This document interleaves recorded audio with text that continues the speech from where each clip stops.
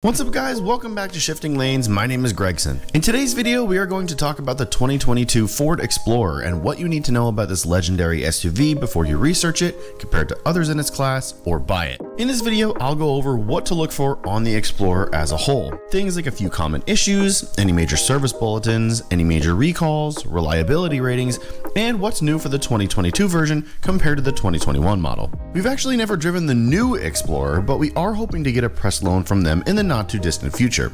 If you're watching this video and we do have a full review about it, just check above for a card on it and go ahead and watch that video. And hey, you know, if at the end you liked the video or thought it was informative, or maybe anything else, you'd consider hitting that little thumbs up button to show your support, or maybe even consider subscribing. Doing either one of those really helps us to grow the channel and to keep making cool car content for you guys. But now onto the Explorer, and the Ford Explorer, for those here in the US, really needs no introduction. It's well known and is one of the few vehicles that helped popularize the term SUV and made it into a common acronym in today's society. The Jeep Cherokee XJ is widely considered as the first SUV, but the Explorer no doubt helped to popularize it in the 1990s. My family has actually owned 3 different Explorers.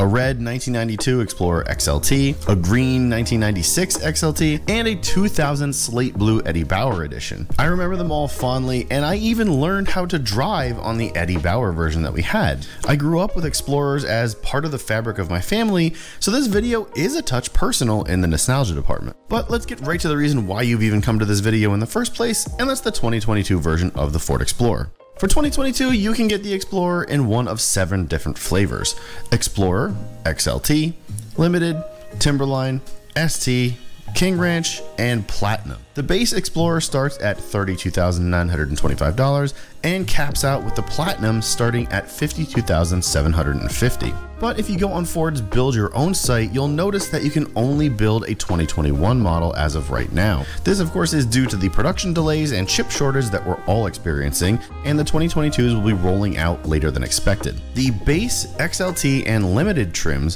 come with a 300 horsepower 2.3 liter 4-cylinder engine. The King Ranch, Platinum, and ST models get a 400 horsepower twin turbocharged 3-liter V6. And the hybrid version gets a 3.3 liter V6 with an electric motor for a combined output of 318 horsepower. A 10-speed automatic is standard across the entire range. When maxed out, the Explorer can tow up to 5,600 pounds, and that should be pretty much satisfactory for almost everybody that's going to be towing normal stuff with these big SUVs. When the 2022s do come out, what exactly will be new compared to the 2021? Well, for starters, the lineup now includes a new ST line trim, which will combine the looks of the higher performance ST trim level with a more efficient turbo 4-cylinder powertrain. Think of the ST line as an appearance package and not really anything more. It's not the ST trim, it's sort of the mid-range between ST and like a base model kind of trim. The ST line will have 20-inch wheels along with black exterior accents and badging. Inside has a performance-focused aesthetic sporting faux suede upholstery with red stitching,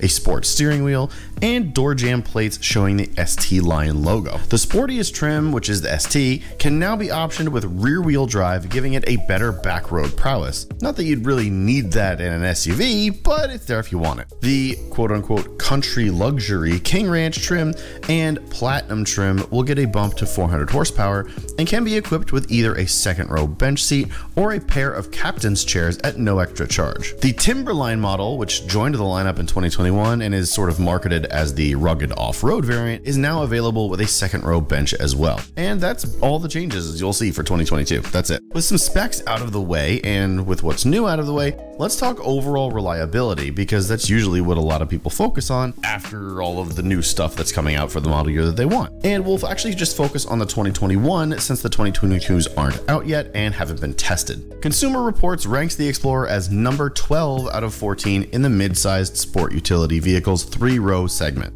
And yes, that is as bad as it sounds, as Consumer Reports gives the Explorer a dismal 42 out of 100. The road test score actually looks pretty good with a very solid 78, and that's until you realize that it's not last in the category only due to the Toyota 4Runner being in existence. Every single thing else in this class beats it on road test score and overall score. According to the data, the Explorer really falls flat in predicted reliability, emergency handling, and ride quality. Tops in the segment for comparison is the Kia Telluride with a score of 97 out of 100. And if you're in the market for 3-row SUVs, I've done a what to know video on the Kia Telluride, and you can see it by clicking the card above. But looking elsewhere to Car and Driver, the numbers don't look any better, unfortunately, for the Explorer. They have the Explorer as number 15 on their list, with the Kia Telluride also taking the top spot for them. In fact, most journals have the Explorer way down on their lists, which is interesting considering that the Explorer is a top 15 seller in the US annually. Worst case is a top 25 seller. So if it's not reliable, then why do people buy it so much? As an owner of previous years, I can confirm that it's just a workhorse that gives you about a good 5 to 6 years, and then they kind of start to age. So most people just buy them, keep them for that long, and then ditch them and get another. And now I kind of want to know, do you have an Explorer or have had major issues with it?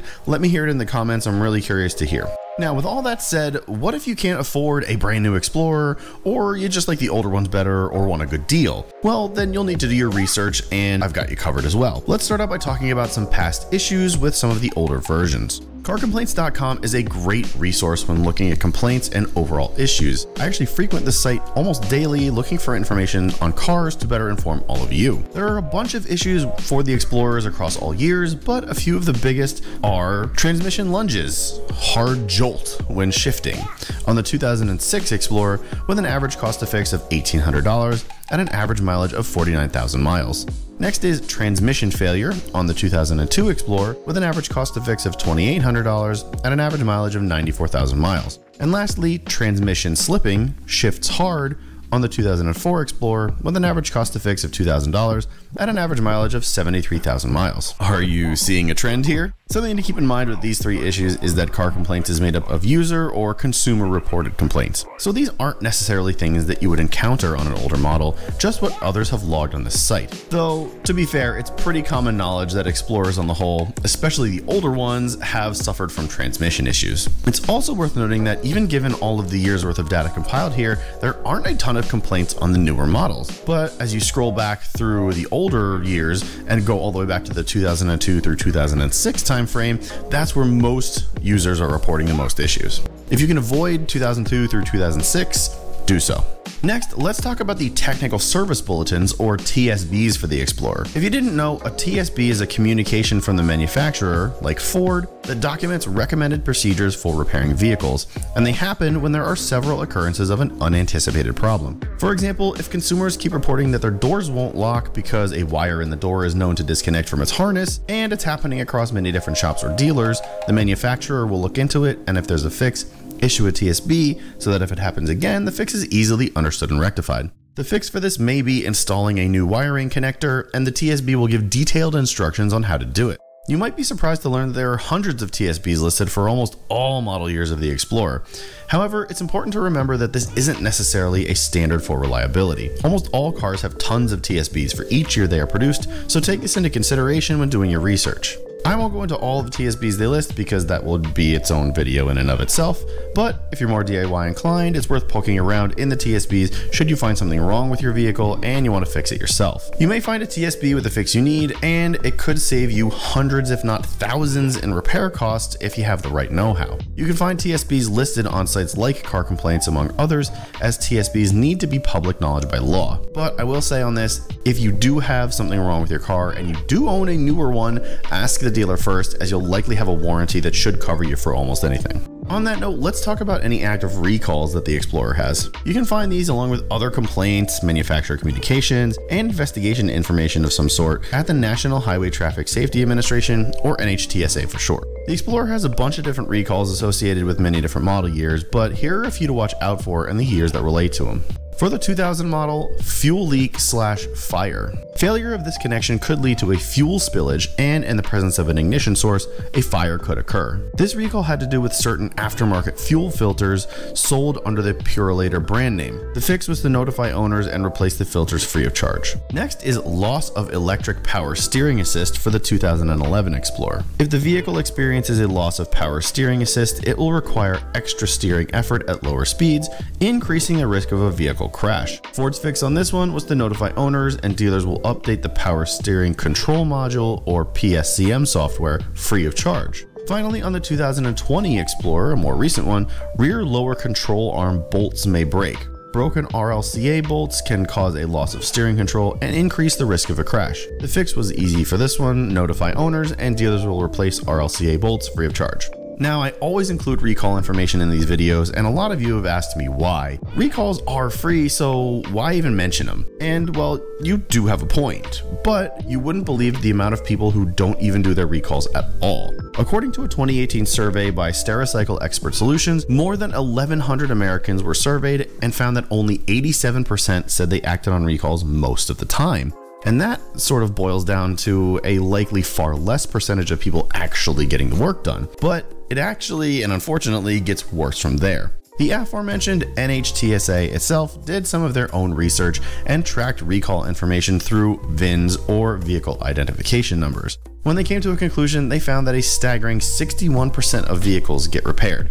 Now that sounds like a lot, but that actually means that a potential 39% of vehicles out there could still have a recall on them, and those recalls could be deadly. So yeah, I do include all of this for that reason. Get your damn recalls done, people. They are literally free. Now, the ones I mentioned about the Explorer are, of course, not the only recalls out there, but these are the most interesting ones that I could find, as they all involved crashing or personal injury or just generally unsafe driving conditions. And like I just said, people know the recalls. So if you own any of these models, or if you want to buy them, be sure to have these recalls checked and done by your local dealer or shop for free. So after looking through all of this information, do I recommend that you go in to buy an Explorer if you've made the decision to purchase one?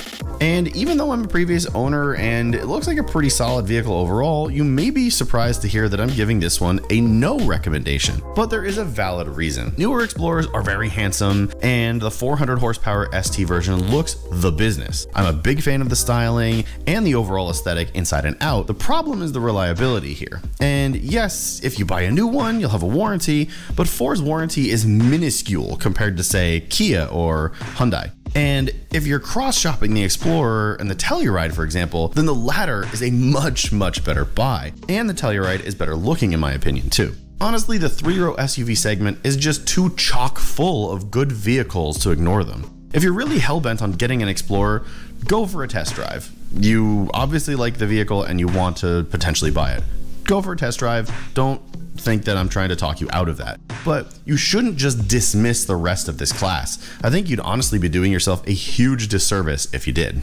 And well, if you've made it this far in the video, thanks so much for watching. If you enjoyed this one, please consider watching some of our other videos that we do. We make tons of videos about new car reviews, other what to know videos, and consumer advice recommendations, along with automotive news. So if you'd like to see any of those, check the description below for playlists of everything we do. And finally, I hope that this video did help you in making your buying decision a bit easier, or has made you a better informed owner. If you want to follow us outside of YouTube, you can find us at Shifting Lanes on Facebook and Instagram, where we post about the cars we review, our personal cars, and industry news and adventures. Again, my name is Gregson. Thank you so much for watching, and as always, until next time.